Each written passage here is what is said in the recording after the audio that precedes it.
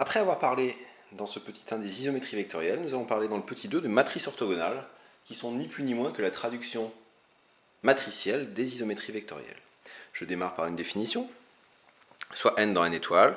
Je dis qu'une matrice carrée à coefficient réel m est orthogonale si m transposé fois m vaut la matrice identité. L'ensemble des matrices orthogonales d'ordre n est appelé groupe orthogonal et est noté ON de R ou encore O de n. Alors la notion de groupe orthogonal, on en a déjà parlé dans le petit 1, c'est la structure de groupe avec certaines opérations dont on reparlera aussi pour les matrices orthogonales.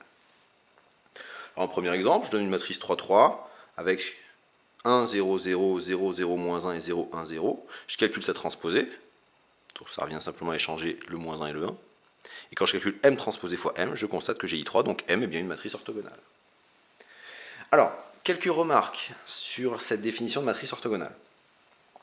Comme pour une matrice carrée, vous avez vu en première année que l'inversibilité à gauche était équivalent à l'inversibilité. Là, en fait, une matrice est orthogonale si et seulement si elle est inversible à gauche et que son inverse à gauche, c'est sa transposée. Mais comme l'inversibilité est équivalente à l'inversibilité à gauche, en fait, j'aurais pu prendre comme définition d'une matrice orthogonale que M est une matrice orthogonale si et seulement si M est inversible et que son inverse, c'est sa transposée.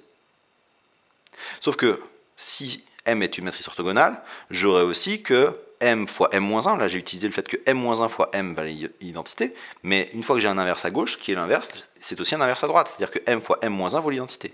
Ce qui veut dire que si M est une matrice orthogonale, j'ai aussi M fois M transposé égale IN. Donc j'aurais pu prendre comme définition équivalente que M est une matrice orthogonale si et seulement si elle est inversible à droite et que son inverse à droite c'est sa transposée, ou encore qu'elle est inversible à droite et à gauche avec son inverse à droite et à gauche qui est sa transposée. Donc j'ai pris comme définition, et c'est celle qui est dans le programme, qu'une matrice est orthogonale si et seulement si elle est inversible à gauche et que son inverse à gauche c'est sa transposée, mais il ne faudra pas perdre de vue que si je multiplie à droite par la transposée, je tombe aussi sur la matrice IN.